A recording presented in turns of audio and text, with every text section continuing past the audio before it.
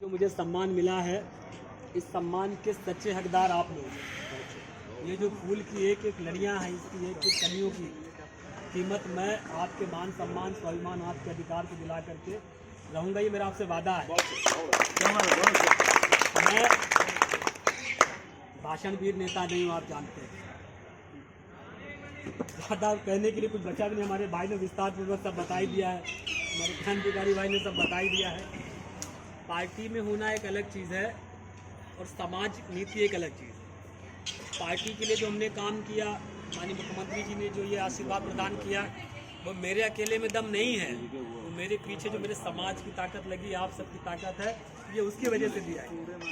और ये तय करके भेजा गया है कि जाइए और अपने समाज के बीच में काम करिए। मैं नहीं जानता आज से पहले तक किन लोगों को जिम्मेदारी दी गई, लोग मंत्री बनकर आए, अन्य दलों से बनकर आए। मैंने कुछ जगह सुना काम कुछ आते तो कहते अरे वो बनाया गया, लेकिन पार्टी ने थोड़ा सा ये कहा कि वैसा मत करिएगा, वैसा मत करिएगा। तो मुझे बड़ा आश्चर्य होता था कि भैया क्या नहीं करिएगा, कौन सा गलत काम करने के लिए समाज कह देगा आपसे जो आप नहीं करेंगे, कौन सा समाज आपसे कह देगा कि भाई हमारा गलत काम हो रहा है उसको आप मत करिए। तो यहाँ कोई मेरे ऊपर ऐसा फाउंडेशन नहीं, और होगा भी तो मेरे लिए पद महत्वपूर्ण नहीं है, समाज महत्वपूर्ण।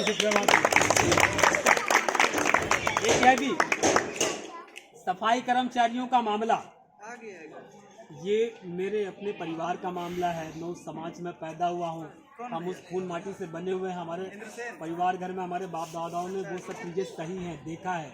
ये झोपड़पट्टी में गुदली के लाल हम ही लोग तो हैं। इस लड़ाई को हम लड़ रहे हैं, मुख्यमंत्री जी तक पहुंचा दिया गया है। मुख्यमंत्री जी ने आश्वस्त भी किया हुआ है। एक बात तो आप ये दिमाग से निकाल दीजिए कि कोई हमसे कॉलोनी खाली कराना है, किसी में हिम्मत नहीं है। अभी मैं जब 10 तारीख को लखनऊ में था तो 4:30 बजे भाजपा कार्यालय मुख्यमंत्री से मुलाकात हुई, आशीर्वाद लिया। और भग्गूलाल वाल्मीकि जी आए हुए थे, भग्गूलाल वाल्मीकि जी आए थे। और ललितपुर का एक मामला था, और ललितपुर में भी ऐसी नोटिस चस्पा हो गई। तालाब की भूमि पर अपने 1500-1600 लोग रह रहे हैं, तो वहाँ पर भी जल निगम ने अपना सिंचाई विभाग ने नोटिस चस्पा कर दी, वो लोग भी आए थे। ऐसे मिला के पूरे प्रदेश में 11-12 प्रकरण होगा जो मुख्यमंत्री जी के नॉलेज में आ गए। तो इसमें मुख्यमंत्री जी ने देखिए एक ही बात कही थी कि हमारा इरादा किसी भी अपने लोगों को उजाड़ने का नहीं है। एक पॉलिसी बनाई थी अधिकारियों ने कि जो कॉलोनियाँ गिरी है, जो लोग अवैध रूप से रह रहे हैं, या राजस्व नहीं आ रहा है, या इस पर हमारा अधिकार है या नहीं है, तो उनको ये अधिकारियों ने पेश किया था ऊपर कि इस पर कोई निर्णय ले। तो उसमें कमिश्नर का भी अपना था, मंडलायुक्त जी ने भी उसमें दिया हुआ था, केडीएबीसी ने भी दिया हुआ था। केडीएबीसी ने यहाँ पर जो 11 पॉइंट दिए थे उसमें दिया था कि अवैध रूप से लोग रह रहे हैं, अनलीगल रह रहे हैं, कॉलोनी हमारी है। अरे भाई कॉलोनी हमारी है तो 73 से आपने बताया नहीं, हम रह रहे हैं, हमारे पास उसके प्रमाण है, ये हमने वहाँ दिए, नोटिस से रुक गई। अब ये मामला टेक्निकल है, मुख्यमंत्री जी शासन में बैठे हुए हैं, कहीं कोई उजाड़ा नहीं जा रहा है। 6 तारीख को जो भी घोषणा होगी वो हमारे मालिकाने के संबंध में ही होगी। वो तो शिक्षा बात है, ठीक है। और मैं यह भी कर दूं कि मुख्यमंत्री जी ने कहा कि अगर हम कोई निर्णय लेंगे भी मालिकाने का, पहली बात तो चुनाव आ गया। देखिए स्पष्ट मैं बता दूं आपसे, चुनाव आ गया है, कहीं पर तिल भर की सरकार कुछ नहीं करेगी आप लोगों के लिए, क्योंकि पॉलिसी मैटर आ गया है सब ना। जरा सा भी कुछ होगा तो नुकसान भी हो सकता है। शासन में मुख्यमंत्री जी बैठे हुए हैं और बहुत बारीकी से एक एक चीज़ का एनालिसिस करते हैं। मुख्यमंत्री जी का रसोईया भी हमारे समाज का, ये मुझे तब मालूम पड़ा कि वो अपने समाज से ही जुड़े हुए लोग हैं। ऐसा कोई इरादा नहीं है। मालिकाना आपको दिया जाएगा निश्चित रूप से, ये आप मान लीजिए थोड़ा देर लग सकती है। चुनाव के बाद हमारी सरकार आ रही है तो आपको मालिकाना मिलेगा, जरूर मिलेगा, कोई रोक नहीं है। अब ये 12-13 महीने के बाद आचार संहिता आ जाएगी, मुख्यमंत्री जी उस दिन घोषणा करेंगे भी, और उसके बाद जब वो जीओ बनेगा, सदन में आएगा, 4-6 महीने की प्रक्रिया में चला जाएगा, तो आपको मालिकाना हक मिलेगा। इस बात के लिए मेरी जिम्मेदारी है, और नहीं मिलेगा तो फिर मैं ये सम्मान भी दे दूँगा, क्योंकि ये सम्मान भी इसी कॉलोनी से जुड़ा हुआ है।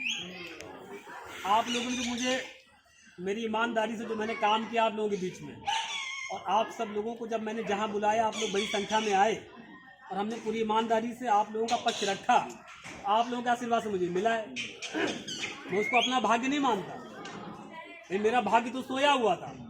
आपने बैठा के, चाचा ने, आप लोगों ने मुझे आशीर्वाद दिया, मुझे इस काम में लगा दिया। तो जब कहते हैं जब आदमी चलने लगता है तो उसका भाग्य भी चलने लगता है। तो मैं सोया था, मेरा भाग्य सोया था, आपने मुझे चला दिया, जगा दिया, मेरा भाग्य जाग गया और आप सब लोगों के आशीर्वाद से मुझे सम्मान मिल गया।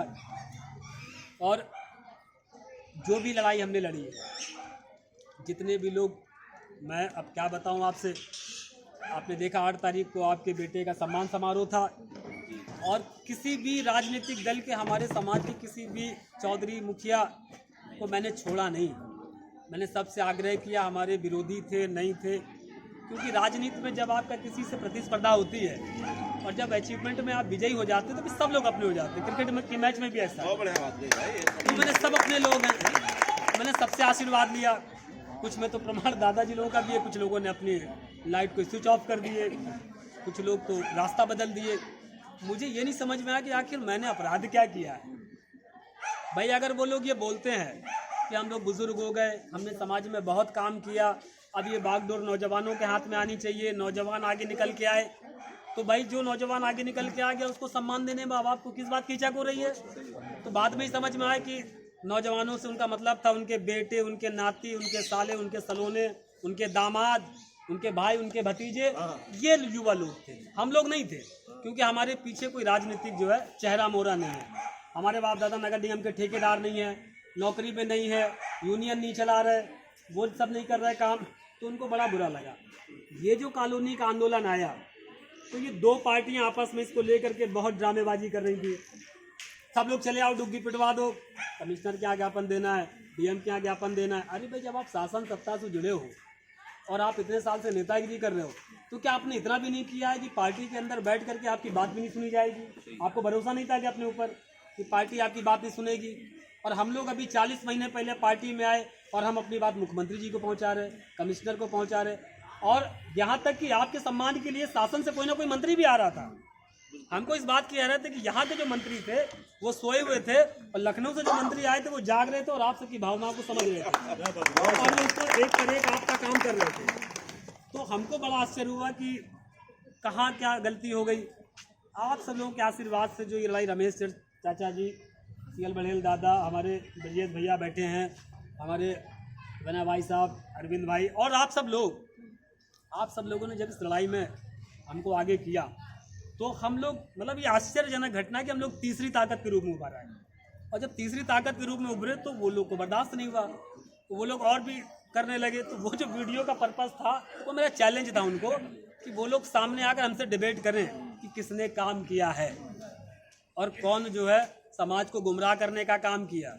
और ये अच्छा हुआ कि हमारे भाइयों ने जवाब दिया, और जिस दिन से जवाब दिया उस दिन से उनके दुकानों को शटर डाउन हो गए। फिर आपने देखा हुआ कोई कॉलोनी का कोई मुद्दा उठा नहीं, तो उनको मालूम है कि उनके हाथ से वो मामला हम लोग ले उड़े। अभी ये मंत्री वाला मामला आया तो तब भी उनको बर्दाश्त नहीं हो रहा। मीडिया में चल रहा, शासन में चल रहा, पेपर निकाल रहा, सोशल फेसबुक में चल रहा, और यहाँ तक कि हमारे भाई लोग के कहने से वो जो सरकारी कागज मुझे मिला उसकी भी हमने फोटोकॉपी करा के बंटवा दी कि भैया देख लो बनाए गए। अब वही कहावत है कि अंधे को आंखें मिले तो जाने, तो जब उनको नहीं आंखें मिली है तो बताओ उसके लिए हम कहाँ से ऐसा सुरमा दे दें कि वो देख लें, उनको नजरें पड़ जाए कि बना है कि नहीं बना है।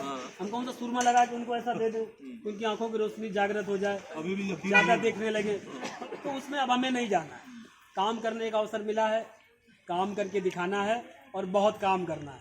और ये जिम्मेदारी मिली है। मैं आपसे खुद कह रहा हूँ कि अगर मैं कहीं भटक जाऊँ, मुझसे कहीं गलती हो, तो आप कॉलर पकड़ के मुझे खींच लीजिएगा कि रविशंकर ये गलत काम हो रहा है और इसको सही करो।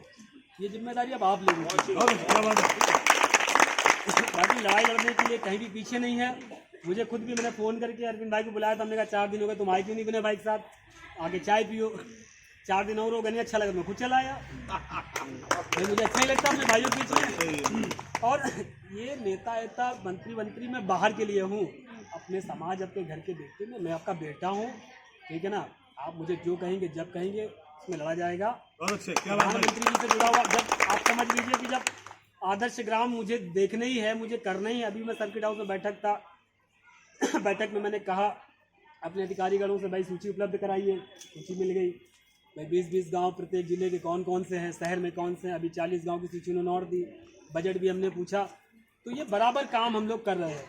अब शहर में तो मैं रहता हूँ, तो मेरे रहते हुए मेरे समाज के ऊपर कोई गुद्दा पड़ेगी, ये खैर मुझसे ना बर्दाश्त होगा।